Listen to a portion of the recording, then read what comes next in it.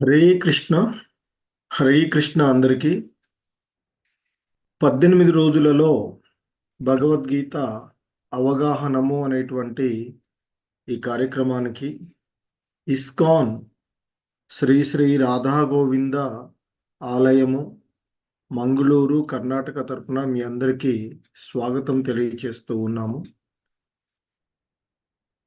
గత 5 రోజులుగా రోజుకొక అధ్యాయం చొప్పున భగవద్గీత యథాతథంలోని 5 అధ్యాయాలను మనము అవగాహన చేసుకోవడానికి ప్రయత్నం చేశాము.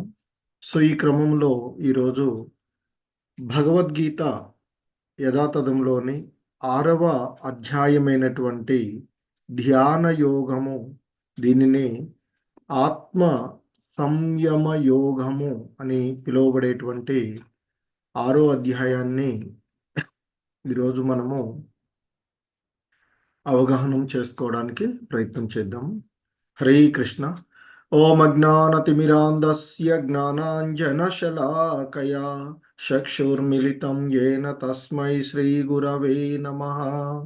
శ్రీచైతన్యమనోభీష్టం స్థాపితం యేన భూతలే స్వయం రూపః కదా మహ్యం దదాతి స్వపదాంతికం.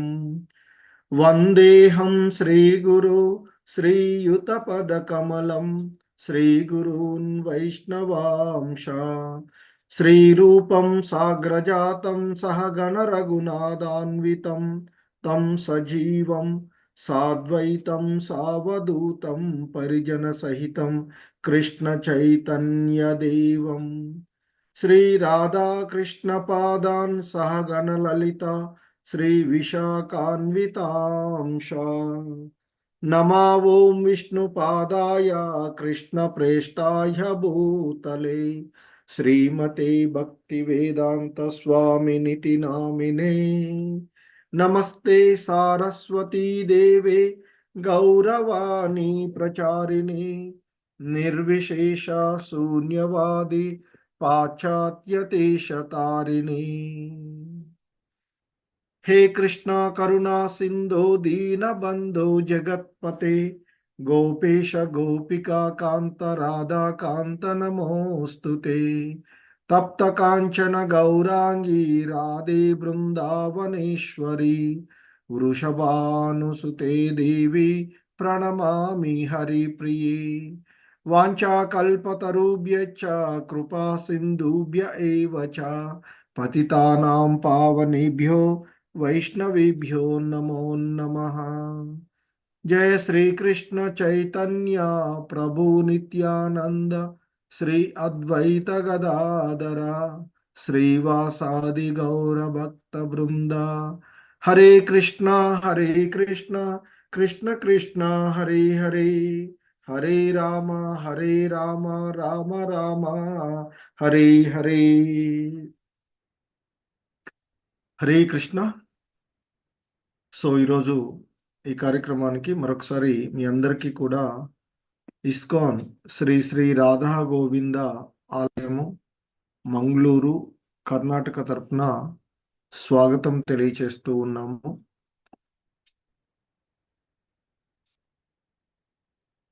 సో 18 రోజులలో భగవద్గీత అవగాహనలో ఈరోజు మనము 6వ అధ్యాయమైనటువంటి ఆత్మ సంయమ యోగము, దానినే ధ్యాన యోగము అని పిలువబడేటువంటి అధ్యాయాన్ని ఈరోజు మనం చూడబోతూ ఉన్నాము. ఏవైతే అంశాలు మనము అవగాహన చేసుకోవడానికి ప్రయత్నం చేస్తూ ఉన్నామో అవి ఇస్కాన్ వ్యవస్థాపక ఆచార్యులైనటువంటి శ్రీల ప్రభుపాదుల వారి యొక్క బోధనల ఆధారంగా ఉన్నటువంటి అంశాలు. హరే కృష్ణ. ఇక మనము ఈరోజు ఈ 6వ అధ్యాయంలోని మొదటి శ్లోకము. శ్రీ భగవానువాచ అనాశ్రిత కర్మ ఫలం కార్యం కర్మ కరోతి యః సన్యాసీ చ యోగీ చ న నిరగ్ని న చాక్రియః. సో ఆ దేవాది దేవుడైనటువంటి శ్రీకృష్ణ భగవానులు చెప్తూ ఉన్నటువంటి అంశము. సో ఆయన అంటున్నాడు, అనాశ్రిత కర్మ ఫలం కార్యం కరోతి యః స సన్యాసీ చ యోగి చ న నిరగ్ని న చాక్రియః. సో ఓ అర్జున, తన కర్మఫలాల పట్ల ఆసక్తి లేకుండా తన కర్తవ్యాన్ని ఆచరించేవాడు, సన్యాస ఆశ్రమంలో ఉన్నవాడు, అతడే నిజమైనటువంటి యోగి. అంతేకాని అగ్నిహోత్రాది కర్మలు మానివేసినంత మాత్రాన కాదు అంటూ ఆ భగవంతుడు ఇక్కడ తెలియచేస్తూ ఉన్నటువంటి అంశం. అయితే ఇక్కడ ఒక్కొక్కప్పుడు సన్యాసులమని, తాము భౌతిక కార్యాల నుండి ముక్తులమయ్యాము అనేటువంటి ఒక కృత్రిమమైనటువంటి భావనతో అటువంటి వారు ఆ అగ్నిహోత్రాది యజ్ఞాలను మానివేస్తారు అని చెప్తారు. కానీ వారి లక్ష్యము ఆ నిరాకార బ్రహ్మంలో ఐక్యము కావడం. కాబట్టి వారు కూడా నిజానికి వాళ్ళు స్వార్థపరులే అవుతారు అనేటువంటి విషయాన్ని చెప్తున్నారు. సో అందుకే ఇక్కడ ఎవరైతే తన కర్మ ఫలాల పట్ల ఆపేక్ష లేకుండా అది తన యొక్క కర్తవ్యంగా ఆచరించేటువంటి వాడు వాస్తవానికి సన్యాస ఆశ్రమంలో ఉన్నటువంటి వాడు అని చెప్తున్నాడు. అతడే నిజమైనటువంటి యోగి. అంతేకాని ఈ అగ్నిహోత్రాది కర్మలను మానివేసినంత మాత్రాన అతడు యోగి కాలేడు అనేటువంటి విషయాన్ని ఆ భగవంతుడు ఇక్కడ తెలియచేస్తూ ఉన్నటువంటి. ఇంకా చెప్తున్నారు, యం సన్యాసమితి ప్రాహుః యోగం తం విద్ధి పాండవ నహ్యాసన్యస్త సంకల్పో యోగి భవతి కచ్చన. సో ఇంకా చెప్తూ ఉన్నారు ఆయన, ఓ పాండుకుమారా, ఏది సన్యాసము అని పిలువబడుతుందో, యం సన్యాసమితి ప్రాహుః అంటున్నారు, ఏది సన్యాసము అని పిలువబడుతుందో అది యోగము. యోగము అంటే ఆ భగవంతునితో జోడించుకోవడం అని నీవు తప్పక తెలుసుకో అర్జున అంటూ చెప్తూ ఉన్నారు. మరి ఎందుకంటే ఎవరు కూడా ప్రాపంచిక కోరికలను విడిచిపెట్టనిదే యోగి కాలేరు అనేటువంటి విషయాన్ని ఆ భగవంతుడు ఇక్కడ తెలియచేస్తూ ఉన్నటువంటి అంశం. ఇంకా ఆ భగవంతుడు చెప్తూ ఉన్నటువంటి అంశం, ఆరు వృక్షోర్మునేర్యోగం కర్మ కారణముచ్యతే యోగారూఢస్య తస్యైవ శమ కారణముచ్యతే.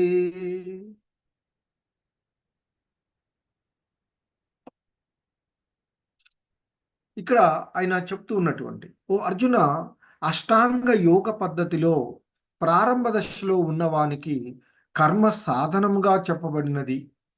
మరి ఆ యోగంలో ఉన్నత స్థాయికి చేరుకున్నటువంటి మునికి సమస్త భౌతిక కర్మల విరమణ సాధనగా చెప్పబడింది అని యోగలో ప్రారంభ దశలో ఉన్నటువంటి వారికి, యోగంలో ఉన్నతమైనటువంటి స్థితిలో ఉన్నటువంటి వారి యొక్క కర్మలను గురించి ఇక్కడ వివరిస్తూ ఉన్నారు.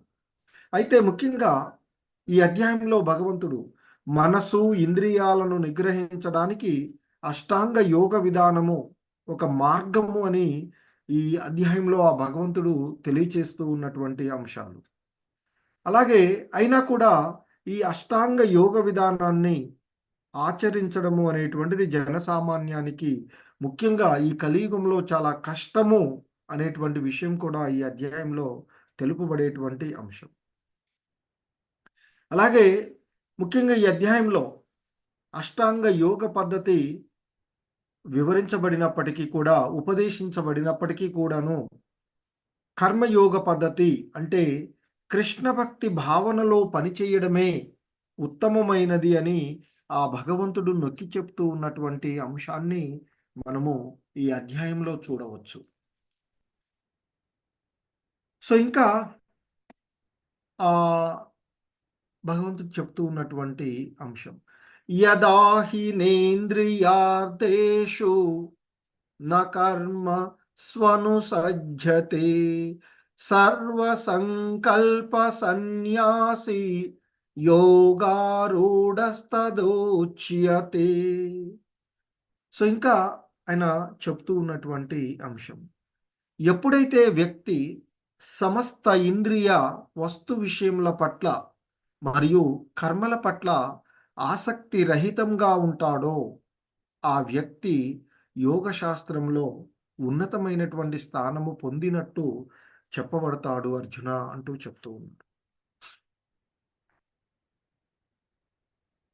అలా ఎవరైతే ఆ సమస్త ఇంద్రియ విషయాల పట్ల, అలాగే కర్మల పట్ల, అంటే తాను ఆచరించినటువంటి ఆ కర్మల పట్ల ఆసక్తి రహితంగా ఉంటాడో, అటువంటి వ్యక్తి యోగంలో ఉన్నతమైనటువంటి స్థితిని పొందుతాడు అర్జున అంటూ చెప్తూ ఉన్నటువంటి అంశము. అంటే కృష్ణ భక్తి భావనలో నిమగ్నమవుతాడు. తద్వారా ఆధ్యాత్మికంగా అతడు ఉన్నతమైనటువంటి స్థానాన్ని పొందుతాడు అనేటువంటి విషయాన్ని ఇక్కడ చెప్తూ ఉన్నటువంటిది.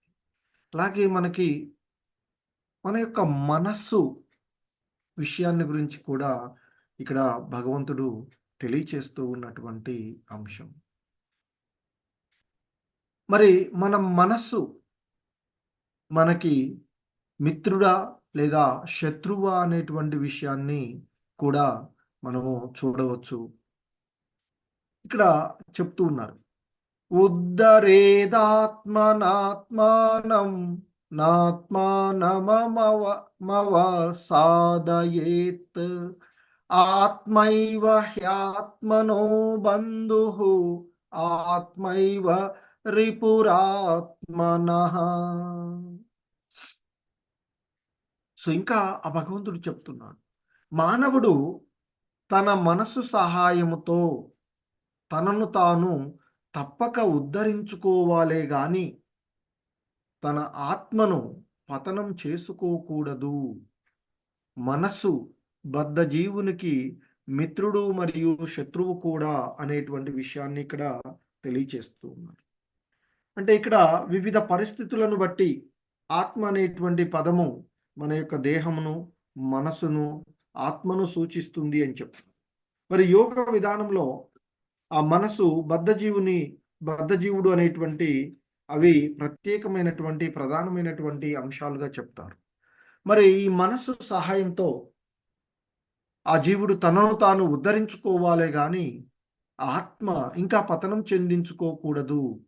మనస్సు అనేటువంటిది ఈ బద్ధజీవునికి మిత్రులాగా పనిచేస్తుంది లేదా శత్రువులాగా కూడా పనిచేస్తూ ఉంది అర్జున అంటూ చెప్తూ ఉన్నారు.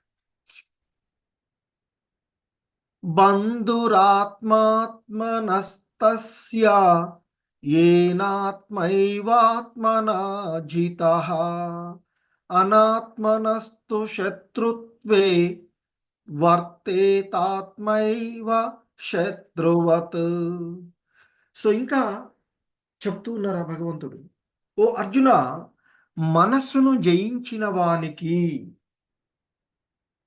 మనసే మిత్రులలో ఉత్తముడు. కానీ అలా చేయడంలో విఫలమైన వానికి అతని మనసు ఒక పరమశత్రువు వలె పనిచేస్తుంది. అంటే మన మనస్సుని ఆధీనపరుచుకున్నట్లయితే, మనస్సుని క్రమపరుచుకుని ఉన్నట్లయితే, ఆ మనసు మన యొక్క ఆధీనంలో ఉన్నప్పుడు అది మిత్రులలో ఉత్తమమైనటువంటి మిత్రులాగా ఉంటుంది అని చెప్తున్నారు. అలా కాకుండా మనసు మన ఆధీనంలో లేకుండా పరిపరి విధాలుగా పరిగెడుతూ ఉందనుకోండి. అంటే అలా చేయడంలో, అంటే మనస్సును జయించడంలో ఎవరైనా విఫలమయ్యారనుకోండి, ఇక అటువంటి వానికి అతడి మనసు ఒక శత్రువులాగా, ఒక సాధారణమైన శత్రువే కాదు, పరమ శత్రువులాగా ఆ మనసు పనిచేస్తుంది అనేటువంటి విషయాన్ని ఇక్కడ మనకి గుర్తు చేస్తూ ఉన్నారు ఆ భగవంతుడు. మనస్సు మరి మానవుడికి మిత్రుడుగా ఉంటే ఆ మనసు మన యొక్క ఆదేశాలను పాటిస్తుంది. అలాగే ఇంద్రియ భోగము నుండి అనాసక్తమై ఉంటుంది అని చెప్తున్నారు. అలాగే మరి ఆ మనసు మన యొక్క ఆధీనంలో ఉన్నప్పుడు జీవాత్మకు శ్రేయస్సును కలిగించేటువంటి వాటిని మాత్రమే ఆ మనసు స్వీకరిస్తుంది అని చెప్తారు. హ్మ్. సో, ఆ విధంగా మనసు మిత్రులాగా అంటే మనసును ఆధీనపరుచుకొని ఉన్నప్పుడు అది మన యొక్క ఆదేశాలను పాటిస్తుంది. మన ఆధీనంలో లేదనుకోండి అది ఆదేశాలను పాటించదు. అలాగే మనస్సు ఆధీనంలో ఉంటుంది కాబట్టి మనసు నియంత్రించబడి ఉండడం వల్ల ఇంద్రియ భోగ విషయాలపైన అనాసక్తమై ఉంటుంది. మరి అటువంటి మనసు ఈ జీవాత్మకు మంచి గతులను చేర్చేటువంటి వాటిని మాత్రమే స్వీకరిస్తూ ఉంది అని చెప్తుంది. ఒకవేళ మన మనస్సు మన యొక్క ఆధీనంలో లేకుండా మనకు శత్రువులాగా పనిచేస్తుంది అనుకోండి. మరి అటువంటప్పుడు ఆ మనసు కామము, క్రోధము మరియు లోభము వంటి పాపపూరితమైన కోరికల వెంట పరిగెడుతుంది అని చెప్తారు. అలాగే సన్మార్గము నుండి ఆ జీవుడిని పక్కదారి పట్టిస్తుంది. ఇక ఇంద్రియ భోగంకై ఆసక్తి కలిగి ఉంటుంది. ఇంద్రియ భోగాలను పొందాలి అనేటువంటి ఒక భావనలో ఆసక్తమై ఉంటుంది అనేటువంటి విషయాన్ని ఇక్కడ తెలియచేస్తూ ఉంది. సాధారణంగా మన మనస్సు మనకి ఒక అగ్ని లాంటిది అని చెప్తారు. Mind is like fire. When controlled, it can make miracles happen. When out of control, can burn down everything in the sight. So మనసు మన యొక్క ఆధీనంలో ఉన్నట్లయితే అది అద్భుతాలను సృష్టించగలదు అని చెప్తున్నారు. కానీ ఎప్పుడైతే మనసు మన ఆధీనం నుండి బయటపడుతుందో అది ఇక అవుట్ ఆఫ్ కంట్రోల్‌లో ఉంది అనుకోండి. అది తన పరిధిలో ఉన్నటువంటి మొత్తాన్ని కూడా అగ్ని ఎలా దహిస్తుందో అదే విధంగా దహించి వేస్తుంది అని చెప్తారు. సో, ఇంకా చెప్తూ ఉన్నటువంటి అంశాల్లో జితాత్మన ప్రశాంతస్య పరమాత్మ సమాహితః శీతోష్ణ సుఖ దుఃఖేషు తథా మానాపమానయోః. సో, ఇంకా చెప్తూ ఉన్నారు ఆ భగవంతుడు అర్జునుడితో. ఓ అర్జున, మనస్సును జయించిన వాడు శాంతిని పొందిన కారణంగా పరమాత్మని అదివరకే సమీపించి ఉంటాడు. అంటే ఈ మనస్సును జయించినటువంటి వాడు శాంతియుతంగా ఉండి ఆ పరమాత్మను కూడా అదివరకే అతడు ఆశ్రయించి ఉంటాడు అని చెప్తున్నారు. మరి అటువంటి యోగులు సుఖములు, శీతోష్ణములు, సుఖదుఖములు, శీతోష్ణములు, మానావమానములు అన్నీ కూడా వారికి సమానం. అంటే ఈ ద్వంద్వాలన్నీ కూడా సమానం. అది సుఖమైన, దుఃఖమైన ఒకే విధంగా స్వీకరిస్తాడు. అది శీతలమైన, ఉష్ణమైన ఒకే విధంగా స్వీకరిస్తాడు. అవి మానమైన, అవమానమైన అంటే గౌరవమైన, అగౌరవమైన. సో, అలాంటి వాటన్నిటిని కూడా సమదృష్టితోని దర్శిస్తారు అనేటువంటి విషయాన్ని చెప్తూ ఉన్నారు.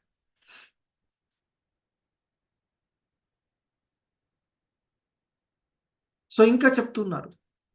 జ్ఞాన విజ్ఞాన తృప్తాత్మ కూటస్థో విజితేంద్రియః యుక్త ఇత్యుచ్యతే యోగి సమలోష్టకాశ్మ కాంచనః.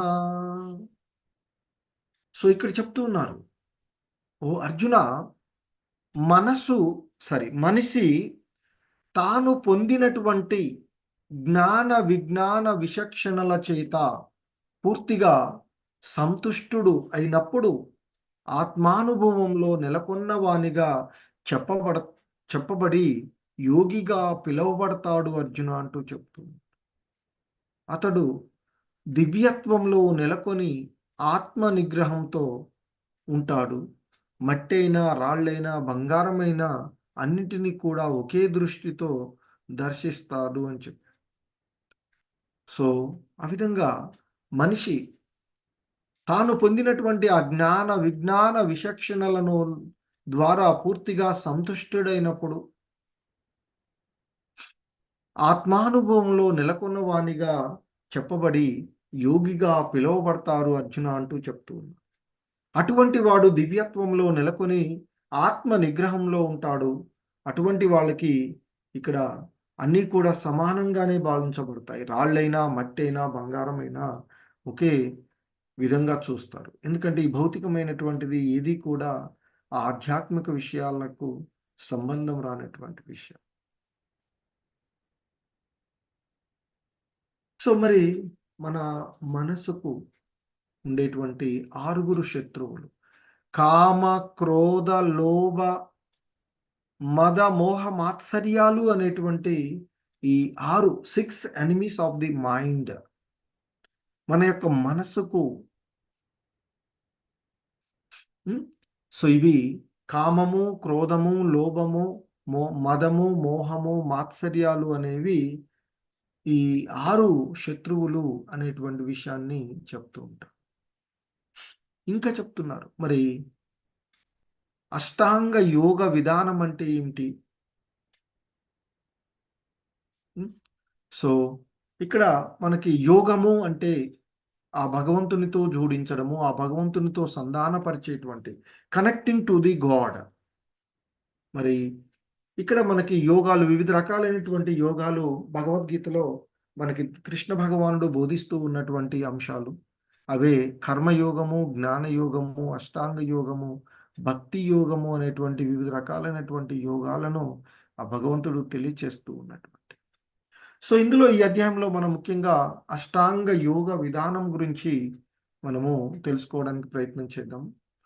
సో, ఆ భగవంతుడు వివరించినటువంటి అంశాలను శ్రీల ప్రభుపాదుల వారి యొక్క ప్రామాణిక వ్యాఖ్యానం ద్వారా తెలుసుకోవడానికి ప్రయత్నం చేద్దాం. మరి వాట్ ఈస్ అష్టాంగ యోగ విధానం? అంటే యోగము అంటే ఆ భగవంతునితో జోడించుకోవడము. సో, మరి ఆ భగవంతునితో జోడించేటువంటి అంశంలో సో, ఇక్కడ మనకి 8 అంగాలు ఉన్నవి. అవే అష్టాంగ యోగ విధానము అని అంటాము. అందులో యమ, నియమ, ఆసన, ప్రాణాయామ, ప్రత్యాహార, ధారణ, ధ్యానము, ఫైనల్‌గా సమాధి స్థితి అని చెప్పబడతాయి. సో, ఇక్కడ నియమాలు మనకి ఉన్నటువంటి అష్టాంగ యోగ విధానంలోని 8 అంశాలు. యమ అంటే నియమాలు ఏం చెయ్యాలి, ఏం చేయకూడదు. సానుకూలమైనటువంటి సూచనలని యమ అని అంటారు. చేయవలసినటువంటి పనులు, చేయవలసినటువంటి నియమాలు.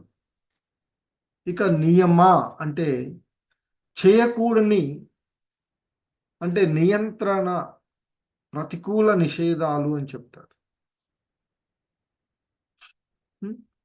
తర్వాత ఆసనం, కూర్చునేటువంటి భంగిమలు, శరీరాన్ని నియంత్రించుకోవడం.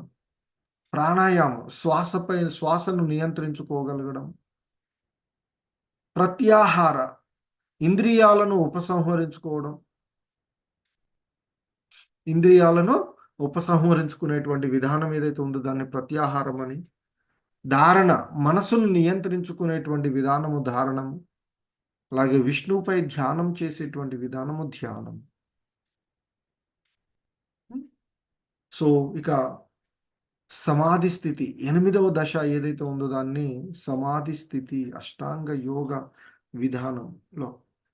సో, సమాధి స్థితి అనేటువంటి ఆ మైమర్చిపోవడం, పూర్తిగా తనను తాను భగవంతునికి సమర్పించుకునేటువంటి స్థితి. సో, మరి ఇక్కడ యమ అంటే ఏంటో చెప్తున్నా. యోగి యుంజీత సతతం ఆత్మానం రహసి స్థితః ఏకాకి యత చిత్తాత్మా నిరాశీర పరిగ్రహాః. సో, ఇంకా ఆయన చెప్తూ ఉన్నారు ఇక్కడ. ఆ యమ అష్టాంగ యోగ విధానంలోని మొదటి అంశమైనటువంటి, మొదటి అంగమైనటువంటి ఆ యమ గురించి చెప్తుంది. యోగి సర్వదా దేహాన్ని, మనసును, ఆత్మను భగవంతుని సంబంధంలోనే వినియోగించాలి. ఉం?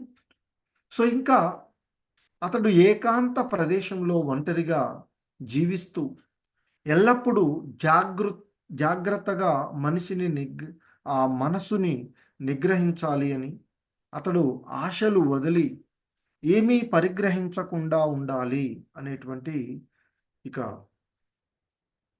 ఈ యమ అంటే అష్టాంగ యోగ విధానంలోని మొదటి అంగము అయినటువంటి యమ. అంటే సానుకూలమైనటువంటి ప్రతిపాదనలు ఏం చేయాలి అనేటువంటివి. ఇక నియమము అంటే ఏమి చేయకూడదో వాటి గురించి తెలిపేటువంటి నియమం.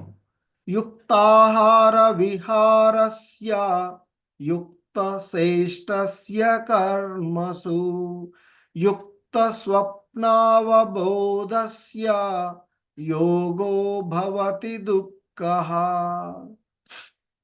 సో ఇంకా ఆ భగవంతుడు చెప్తూ ఉన్నారు. మరి ఏంటి అంటే నియమం, ఏం నియమాలు, ఏమి పాటించాలి, ఏమి జాగ్రత్తగా ఉండాలి ఏ విషయాలలో అనేటువంటిది చెప్పేది నియమం.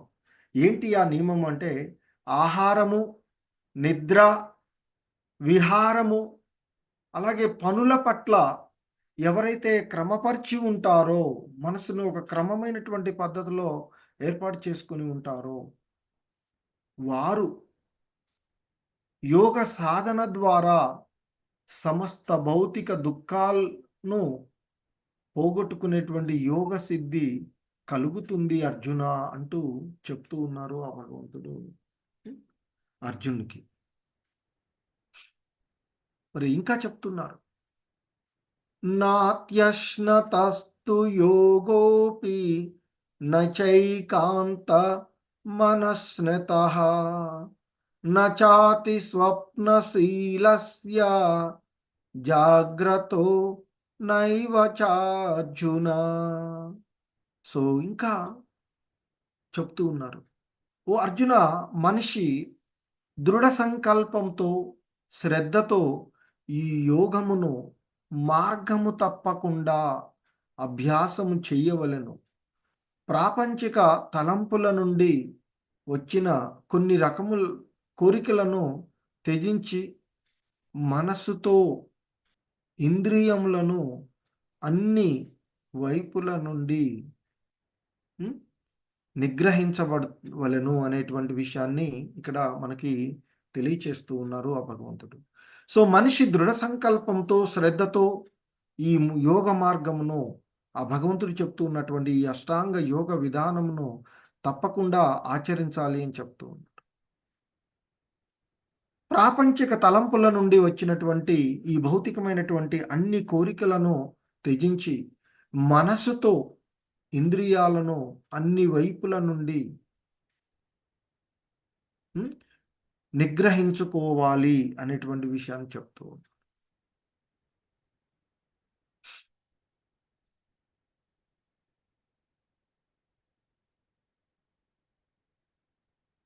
ఇంకా చెప్తున్నారు, శనై శనై రూపరమేత్ బుద్ధ్యా ధృతి గృహీతయా ఆత్మ సంస్థం మన కృత్వా నకించిదపి చింతయేత్.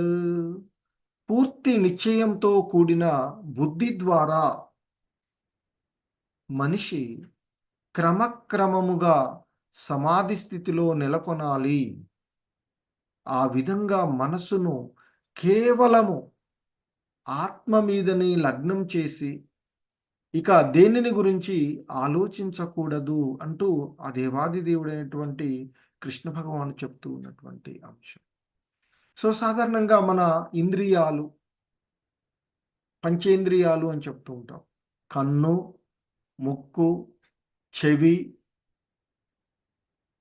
నాలుక, చర్మము, ఇవి పంచేంద్రియాలుగా చెప్పబడేవి. సో ఈ పంచేంద్రియాలకు అంటే పంచేంద్రియాలతో ఉన్నటువంటి రథమే ఈ దేహము అని చెప్తారు, జీవుడి యొక్క దేహం. మరి ఆ రథంలో ప్రయాణించేటువంటి వాడు జీవాత్మ. సో ఇంకా చెప్తూ ఉన్నారు. యతో యతో నిచ్చరతి మన చంచలమస్థిరం తతస్తతో నియమ్యైత దాత్మన్యేవ వశం నయేత్. ఈ చంచలమైన నిలకడలేని మనసు ఎక్కడెక్కడ తిరిగినా మనిషి దాని ద్వారా నిశ్చయంగా వెనుకకు తెచ్చి తిరిగి ఆత్మకు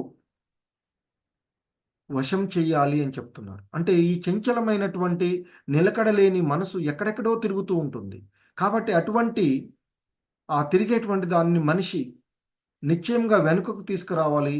తీసుకురావడమే కాకుండా ఆ చంచలమైన నిలకడలేనటువంటి మనస్సుని తిరిగి ఆత్మకు వశం చెయ్యాలి అనేటువంటి విషయాన్ని ఇక్కడ గుర్తు చేస్తూ ఉన్నారు. సో ఇంకా చెప్తూ ఉన్నారు. ప్రశాంత మనసంహేనం యోగినం సుఖముత్తమం ఉపైతి శాంతిరజసం బ్రహ్మభూతమకల్మషం. సో ఇంకా చెప్తూ ఉన్నటువంటి అంశం, మనసు సంలగ్నమైన యోగి అత్యున్నతమైన ఆధ్యాత్మిక సుఖ పూర్ణత్వమును తప్పక పొందును అని చెప్తున్నారు. అతడు రజోగుణానికి అతీతుడై భగవంతునితో ఉన్న గుణరీతి సమత్వమును అనుభూతము చేసుకుని గత కర్మ ఫలాల నుండి ముక్తి పొందును అనేటువంటి విషయాన్ని తెలియజేస్తూ ఉన్నారు.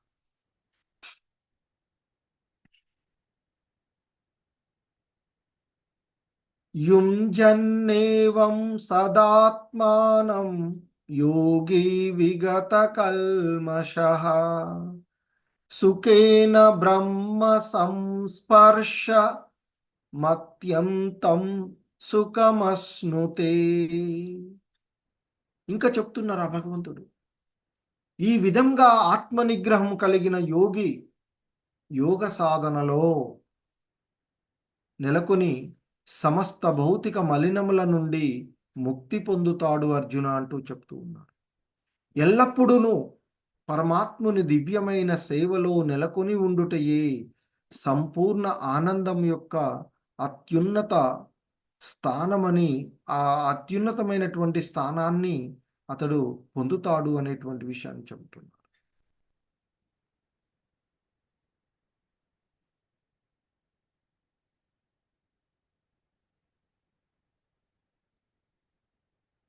సో ఇంకా చెప్తూ ఉన్నారా ఆయన,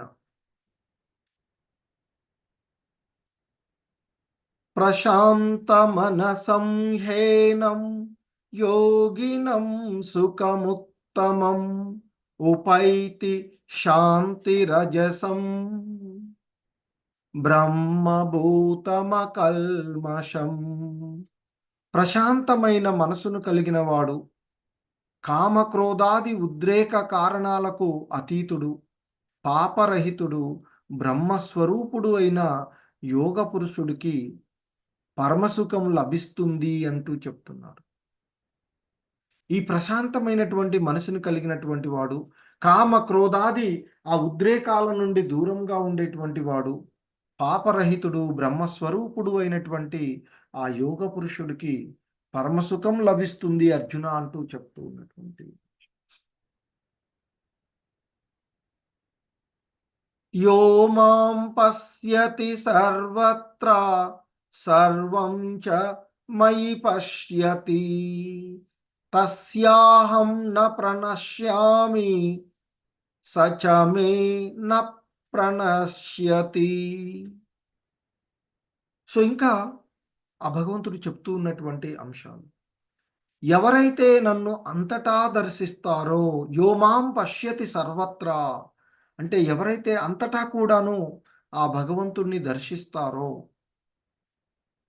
అన్నింటినీ ఆ భగవంతుని యందే దర్శిస్తారో, ఆయన అంటున్నారు అన్నింటినీ నా యందే దర్శిస్తారో వారు నన్ను కోల్పోరు, నేను వారిని కోల్పోను. అంటే ఇక్కడ ఎవరైతే ఆ భగవంతుణ్ణి అంతటా దర్శిస్తూ ఉంటారో, అన్నిటి యందు కూడా ఆ భగవంతుడిని దర్శిస్తారో, అటువంటి వారు హ్మ్. సో, ఎట్టి పరిస్థితులలో కూడా ఆ భగవంతుడిని కోల్పోరు అని చెప్తున్నారు. అలాగే ఆ భగవంతుడు కూడా వారిని వదిలివేసుకోడు అనేటువంటి విషయాన్ని ఇక్కడ చెప్తూ ఉన్నటువంటిది. మరి ఈ విధంగా భగవంతుడు అష్టాంగ యోగ విధానం గురించి తెలియచేస్తే, అర్జునుడు మళ్ళీ అడుగుతూ ఉన్నాడు. ఆయనకు కలిగిన సందేహాన్ని నివృత్తి చేసుకోవడానికి ఆ దేవాది దేవుడు జగద్గురువు అయినటువంటి ఆ కృష్ణ భగవానుల వారిని అడుగుతూ ఉన్నాడు. ఏమని ఇక్కడ అర్జునుడు అంటున్నాడు. అర్జున ఉవాచ యోయం యోగస్త్వయా ప్రోక్తః సామ్యేన మధుసూదన ఏతస్యాహం న పశ్యామి చంచలత్వాత్ స్థితం స్థిరాం. సో ఇంకా చెప్తూ ఉన్నటువంటి అంశం, అర్జునుడు అడుగుతూ ఉన్నాడు ఆ దేవాది దేవుడైనటువంటి కృష్ణ భగవానుడు. సో ఇక్కడ ఆయన అంటున్నాడు, అర్జునుడు పలికెను, ఓ మధుసూదన, మనస్సు నిలకడలేనిది కావడం వలన నీవు చెప్పినటువంటి ఈ యోగ విధానము నాకు ఆచరింప శక్యము కానిది మరియు అసాధ్యమైనది అని అనిపిస్తుంది. ఆ, కృష్ణ అంటూ అర్జునుడు ఆ కృష్ణ భగవానుతో అంటూ అవన్నీ విన్న తర్వాత, ఎందుకంటే ఆ భగవంతుడు అష్టాంగ యోగ విధానాలను యమ నియమ ఆసన ప్రాణాయామ ప్రత్యాహార ధారణ సమాధి స్థితి అనేటువంటి వివిధ రకాలైనటువంటి అంగాలలో ఆ భగవంతుడు తెలియచేసినాక ఇక చెప్తున్నారు, ఓ మధుసూదన, మనస్సు నిలకడలేనిదైన కారణంగా నీవు చెప్పినటువంటి ఈ యోగ విధానము నాకు ఆచరింప శక్యము కానిదిలాగా అనిపిస్తుంది మరియు అసాధ్యమని కూడా అనిపిస్తుంది అయ్యా కృష్ణ అంటూ అడుగుతున్నాడు అర్జునుడు.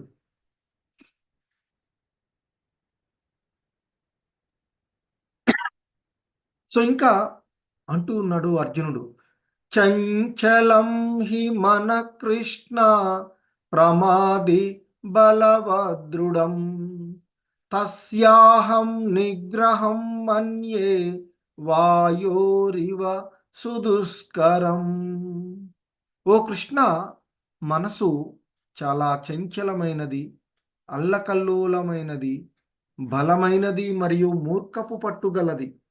అలాంటి మనస్సును నిగ్రహించటం వీచే గాలిని నియంత్రించటం కన్నా ఎక్కువ కష్టం అనిపిస్తుంది అంటూ ఆ అర్జునుడు కృష్ణ భగవానుతో అంటూ ఉన్నటువంటిది.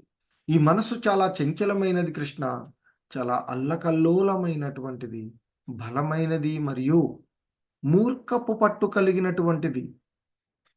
మరి అటువంటి మనసును నిగ్రహించటము, వీచే గాలిని నియంత్రించటం కన్నా ఎక్కువ కష్టంగా అనిపిస్తుంది అంటూ చెప్తుంది.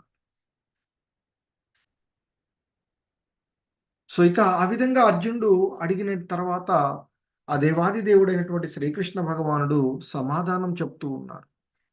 శ్రీ భగవానువాచ అసంశయం మహాబాహో మనో దుర్నిగ్రహం చలం అభ్యాసేన తు కౌంతేయ వైరాగ్యేన చ గృహ్యతే. ఆ శ్రీకృష్ణ పరమాత్ముడు కృష్ణ భగవానుడు తెలియచేసినటువంటి అంశము చెప్తూ ఉన్నారు. ఓ అర్జునా, చంచల స్వభావమైనటువంటి మనసును నిగ్రహించడానికి శక్యము కానిది అనడంలో సందేహం లేదు. కానీ ఓ అర్జున, తగిన సాధనము మరియు వైరాగ్యముల ద్వారా దానిని కూడా నిగ్రహించవచ్చయ్యా అంటూ ఆ భగవంతుడు అర్జునుడు అడిగినటువంటి దానికి సమాధానంగా భగవంతుడు సమాధానం ఇస్తూ ఉన్నటువంటి అంశం.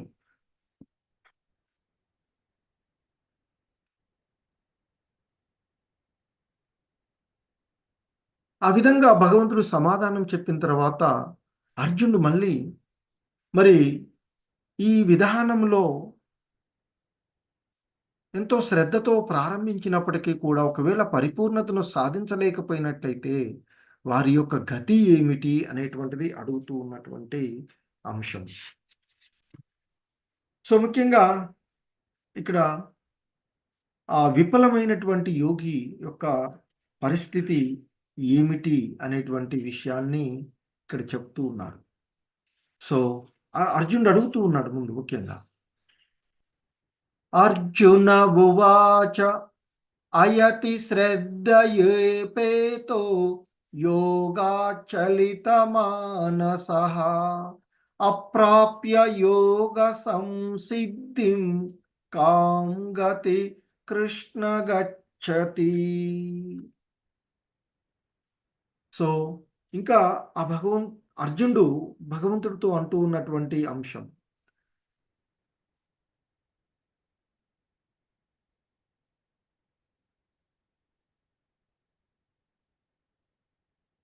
అర్జునుడు పలుకుతూ ఉన్నాడు, ఓ కృష్ణ, ఈ మార్గంలో శ్రద్ధతో ప్రయాణము ప్రారంభించి కూడా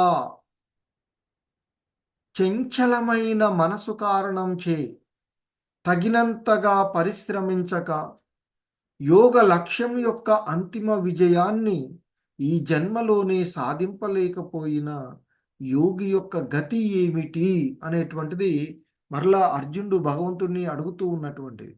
సో దానికి ఆ భగవంతుడు సమాధానం ఇస్తూ ఉన్నటువంటి అంశము ఇక్కడ దానికి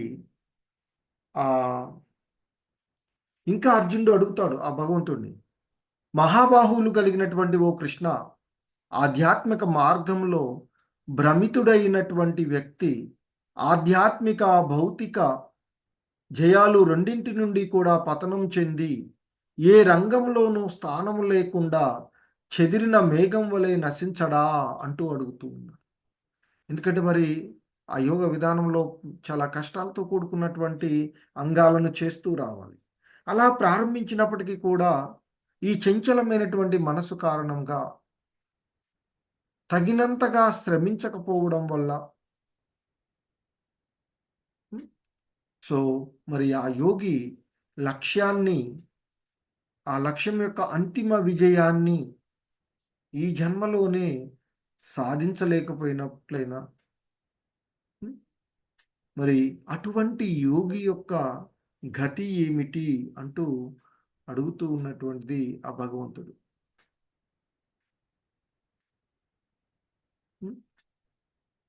సో ఇంకా ఆయన చెప్తున్నటువంటి దాంట్లో ఇంకా అంటాడు, ఓ కృష్ణ, ఇదే నా సందేహం, మరి దీనిని పూర్తిగా తొలగించమని నేను నిన్ను వేడుకుంటూ ఉన్నాను.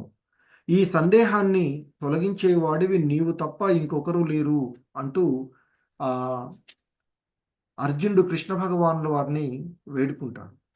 సో దానికి ఆ కృష్ణ భగవానుడు సమాధానం చెప్తాడు, ఓ పార్థ, శుభకార్యాలలో నెలకొన్నటువంటి యోగి యులోకంలో గాని పరలోకంలో గాని వినాశనము చెందడు. ఓ మిత్రమా, మంచి చేసేవాడు ఏనాడు చెడు చేత పరాజితుడు కాడు అంటూ ఆ మంచి కర్మలను ఆచరించేటువంటి వాళ్ళని ఆయన ప్రోత్సహిస్తూ చెప్తూ ఉన్నటువంటి. సో ఇంకా ఆయన చెప్తారు, అర్జునుడు అడిగాడు కదా పరిపూర్ణతను సాధించలేని వాడి పరిస్థితి ఏమి అని.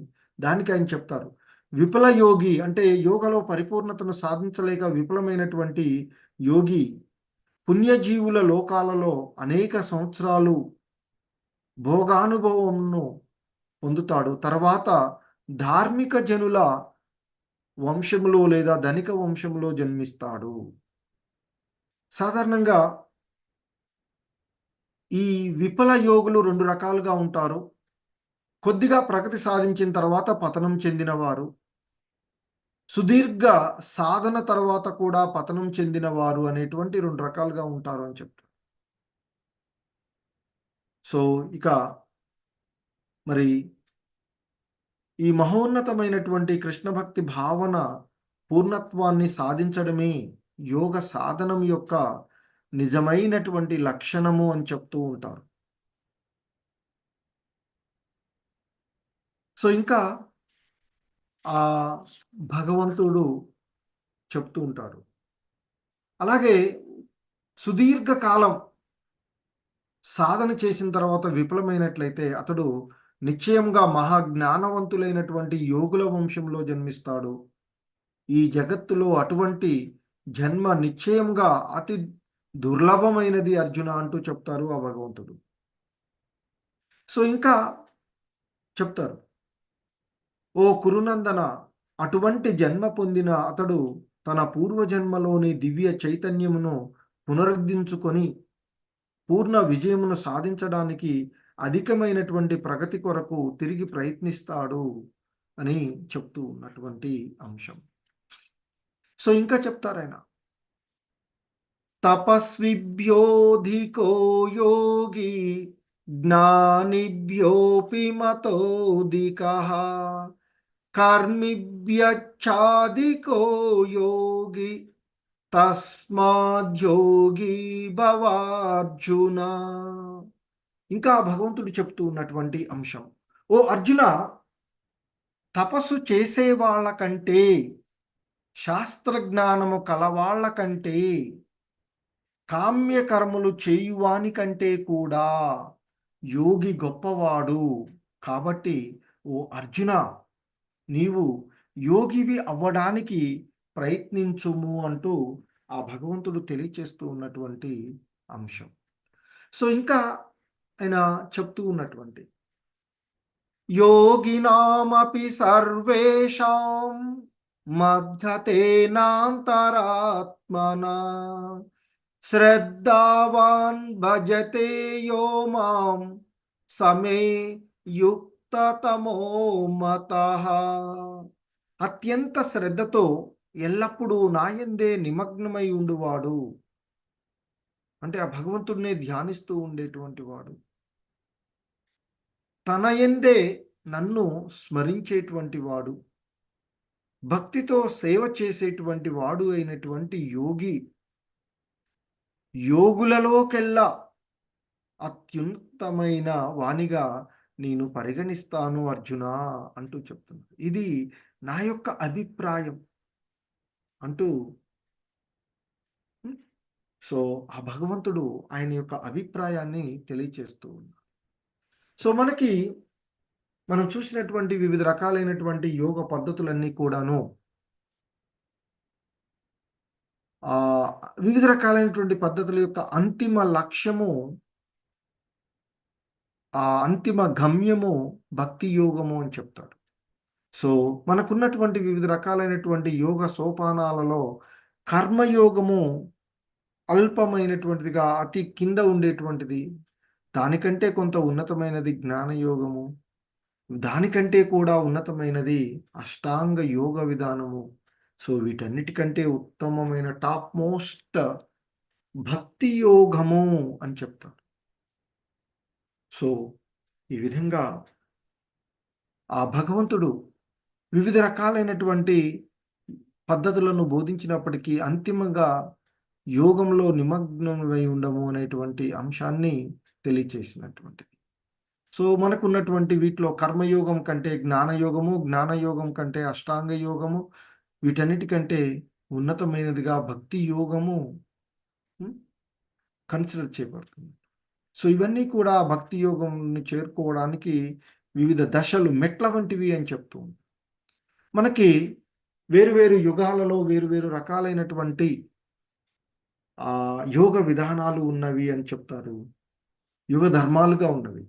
సత్యయుగంలో ధ్యానం చేయడము. ఎందుకంటే సత్యయుగంలో వారి యొక్క వయసు 1,00,000 సంవత్సరాలు ఉండేవారు అని చెప్తారు మనం. సో, కాబట్టి వారికి సమయం సరిగానే సరిపోతుంది. కాబట్టి హ్మ్. సో, ఆ సత్యయుగంలో ఉన్నవారు ధ్యానం చేస్తూ ఉంటారు. ఇక త్రేతాయుగానికొచ్చినట్లయితే అక్కడ యజ్ఞయాగాదులు చేయడం. ఇక ద్వాపర యుగానికొచ్చినట్లయితే సో, అక్కడ అర్చన ఆ భగవంతుని యొక్క విగ్రహాల ముందు అర్చన చేయడం అనేటువంటిది ఆ యుగ ధర్మంగా చెప్పబడింది.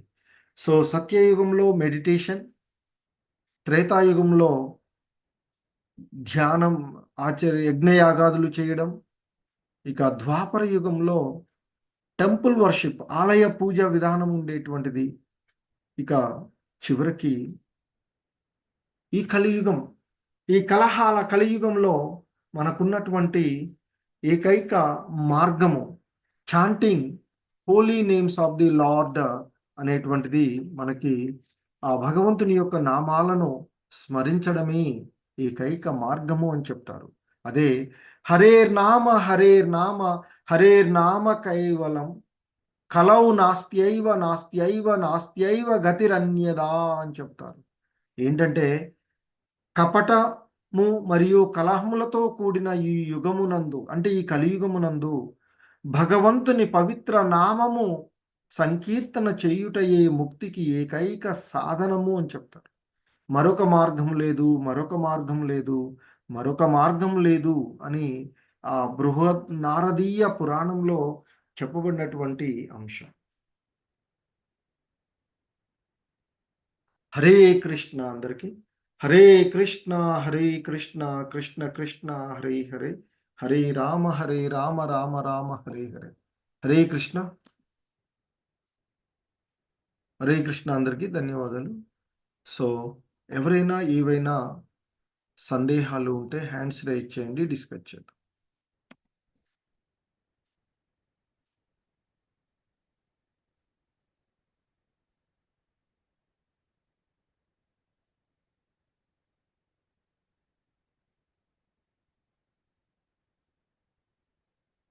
హరే కృష్ణ. ఎవరికి ఏమీ సందేహాలు లేకపోతే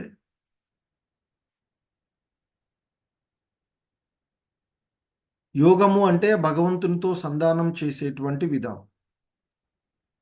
హరే కృష్ణ.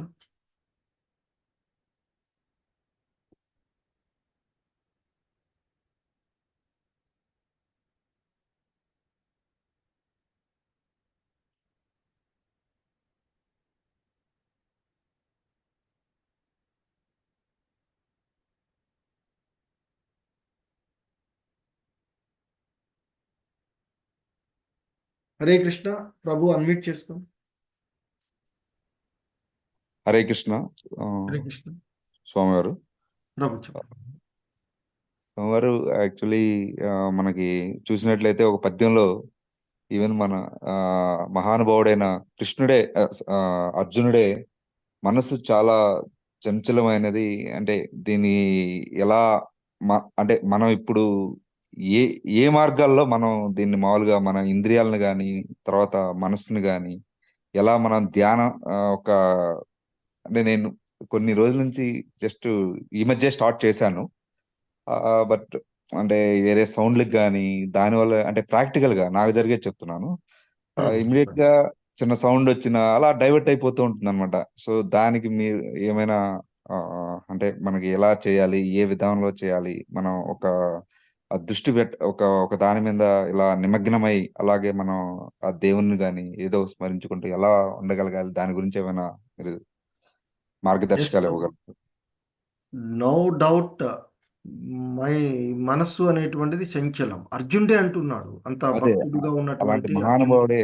ఆ, ఆయన చెప్తూ ఉన్నటువంటి చంచలం హి మన కృష్ణ అని చెప్తాడు.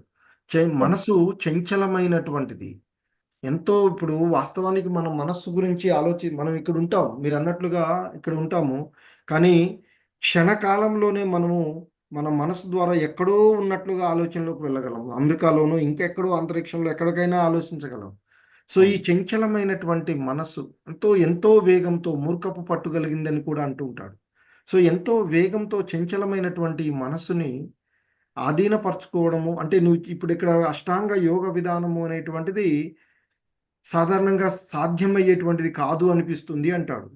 ఓకే అర్జున, నువ్వు అన్నట్లు మనసు చంచలమైనది, కానీ సాధన చేయడం ద్వారా ఏంటి మరి సాధనం అంటే మనసును నిలకడ చేసుకోవడానికి మనము రోజు కూడా ఆ భగవంతుని యొక్క నామాలను స్మరణ చేస్తూ ఉండాలి. మహామంత్ర జపం చేస్తూ ఉండాలి. అలాగే భగవంతుని అంటే వీలైనంత వరకు ఆ భగవంతుని యొక్క లీలలను గురించి శ్రవణం చేస్తూ ఉండాలి. వింటూ ఉండాలి అని చెప్తారు. సో, అలాగే ఆ భగవంతుని గురించి కీర్తిస్తూ ఉండాలి. సో, అలా చేయడం వల్ల క్రమక్రమంగా మనసు మన యొక్క ఆధీనంలోకొస్తుంది అని చెప్తారు. సో, మనసు స్థిరంగా ఉండగలుగుతుంది. సో, అది ప్రాక్టీస్ ద్వారా అవుతుంది ప్రభు. దానికి మనకి ఈ ఇస్కాన్‌లో ఇవ్వబడుతున్నటువంటిది శ్రీల ప్రభుపాదుల వారు చెప్పినటువంటిది. సో, ఆ భగవంతుని యొక్క నామజపం కలియుగంలో మనకు అన్ని శాస్త్రాల్లో చెప్తూ ఉన్నటువంటిది హరినామ సంకీర్తమే. ఎందుకంటే ఇంతకుముందు చెప్పినట్లుగా సత్యయుగంలో 1,00,000 సంవత్సరాల వరకు ఉండేవాళ్ళు కాబట్టి, ఈ అష్టాంగ యోగ విధానం ప్రాక్టీస్ చేయడానికి వారికి సరిపోయేటువంటిది. కానీ స్వామి. ఇప్పుడు ఈ కలియుగంలో మనకున్నటువంటిది 100 సంవత్సరాలు, అది కూడా 100 కూడా పూర్తిగా ఉండదు. సో, కాబట్టి ఈ కలియుగంలో మనము భక్తి మార్గంలో లేదా స్థిరంగా ఉండడాన్ని, మనస్సును స్థిరపరచుకోవడానికి ఉన్నటువంటి మార్గము హరినామ సంకీర్తనం. హరే కృష్ణ ప్రభు. సో, హరే దాన్ని ప్రాక్టీస్ చేస్తూ ఉండాలి. హరే కృష్ణ. ఇంకొకటి స్వామీజీ, మనకి చూసినట్లయితే నాలుగో రోజు అంటే మనకి 4 చతుర్వర్ణాలు అంటే 4 వర్ణాలు మన కృష్ణ భగవానుడు క్రియేట్ చేశారు కదా మనకి.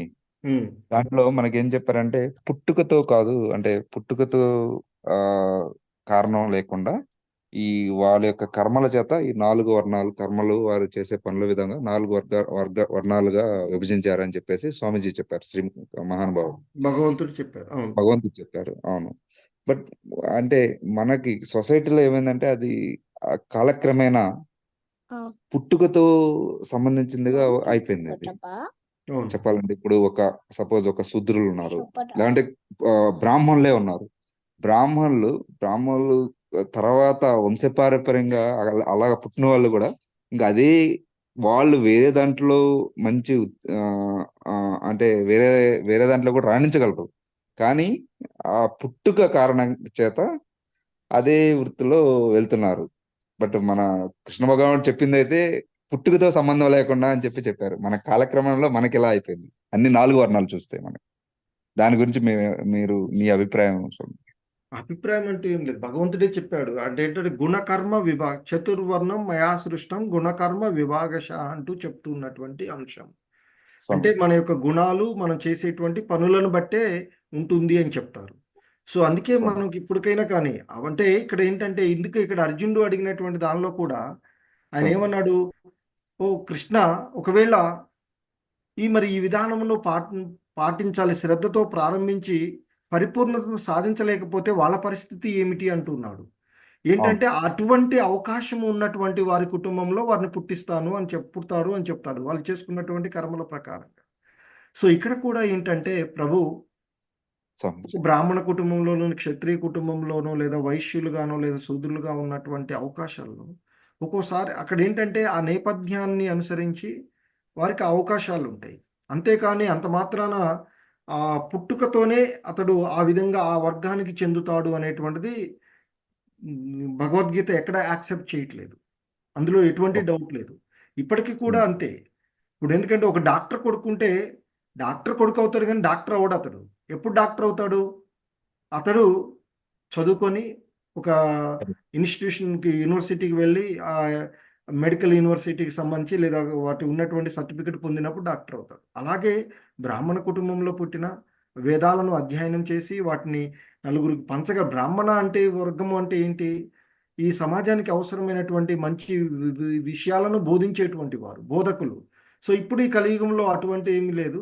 సో, బోధకులందరూ కూడా బ్రాహ్మణులు అనేటువంటి విషయాలు చెప్తూ ఉంటారు శ్రీల ప్రభుపాదులు వంటివి.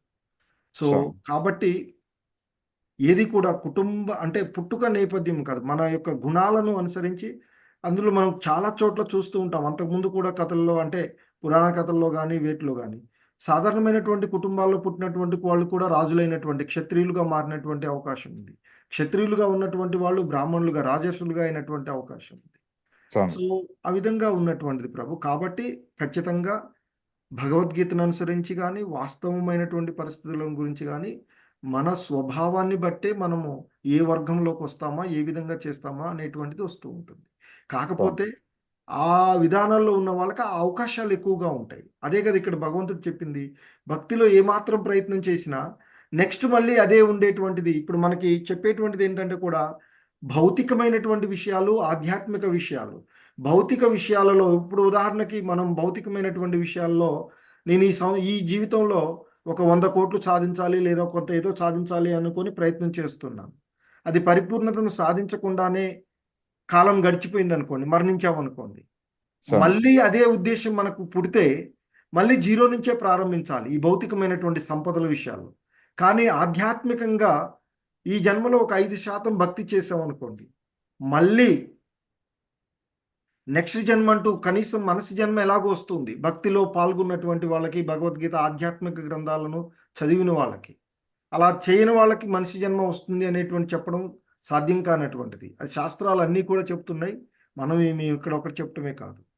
సో స్వామి. మరి అటువంటి ఆ మానవ జన్మ పొందినటువంటి వాళ్ళకి కొంత అవకాశం ఉండే మళ్ళీ భక్తిని గుర్తు చేసే విధంగా అదే చెప్పారు అక్కడ చెప్పిన కృష్ణ భగవానుడు కూడా. సో వాళ్ళకి ఆ విధంగా ఉంటుంది. ప్రతి జీవుడి యొక్క పరమగమ్యము భగవంతుని యొక్క సేవలో, భక్తియుతమైనటువంటి సేవలో నిమగ్నం అవ్వడమే. దానికి వివిధ రకాలైనటువంటి మార్గాలు ఉన్నవి. అందులో అష్టాంగ యోగము, పతంజలి యోగము అనేటువంటిది ఈ అధ్యాయంలో భగవంతుడు గుర్తు చేసినటువంటిది. సో మీరన్నట్లు కాలక్రమంలో, పరంపరలో ఇంతకుముందు ఈ దివ్య జ్ఞానము సూర్యుడికి ఇచ్చానని చెప్పారు 4 అధ్యాయంలో. కానీ అవును ఆ సార్. పరంపర నశించిపోయింది కనుకనే మళ్ళీ నీకు చెప్తున్నాను అర్జున అన్నారు. అలాగే ఈ మన సమాజంలో కూడా వచ్చిన ఉద్దేశ్యానికి బదులుగా భిన్నంగా అది అయింది. క్రమక్రమేణా మళ్ళీ తిరిగి అది ప్రారంభమయ్యే అవకాశం ఉంటుంది ప్రభు. స్వామి. హరే కృష్ణ. హరే కృష్ణ. హరే థ్యాంక్ కృష్ణ. సో ఇంకా ఎవరైనా లేదు అంటే ఎండ్ చేసేసుకుందాం.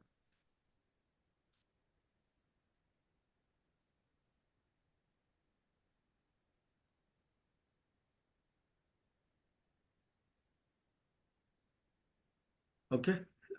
హరే కృష్ణ. వాంఛాకల్పతరుభ్యశ్చ కృపా సింధుభ్య ఏవ చ పతితానాం పావనేభ్యో వైష్ణవేభ్యో నమో నమః.